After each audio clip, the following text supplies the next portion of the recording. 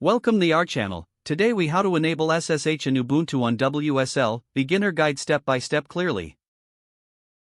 To enable SSH in Ubuntu on WSL, start by launching your Windows machine. Open the Microsoft Store and search for Ubuntu. Select the version of Ubuntu you want to install and click on the Get button.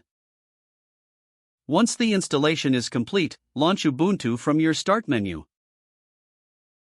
You will be prompted to create a new user account and password. After setting up your account, update your package manager by typing sudo apt update in the terminal. Press enter and enter your password when prompted. Next, install the OpenSSH server by typing sudo apt install OpenServer. Press enter to confirm the installation. Once the installation completes, start the SSH service by typing sudo service SSH start. To check the status of the SSH service, type sudo service SSH. Next, enable the SSH service to start automatically on boot by typing sudo systemcll enable SSH. Now, find the IP address of your WSL instance by typing hostname and make a note of the IP address that appears in the terminal. To connect via SSH, you'll need an SSH client on your Windows machine.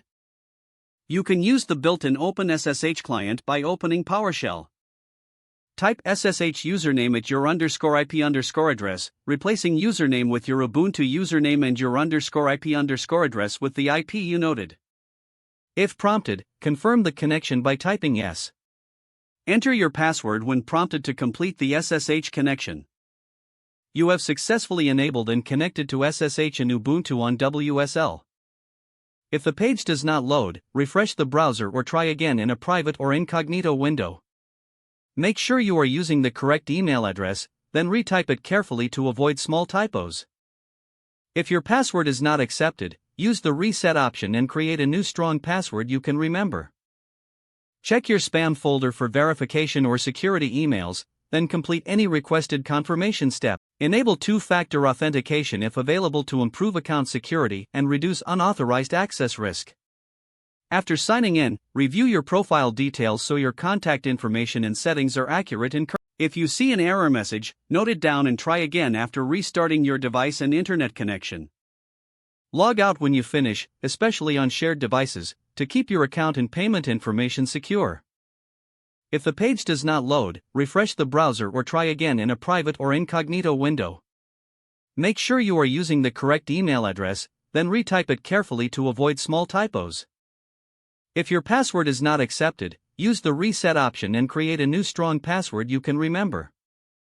Check your spam folder for verification or security emails, then complete any requested confirmation steps. Enable two-factor authentication if available to improve account security and reduce unauthorized access risk.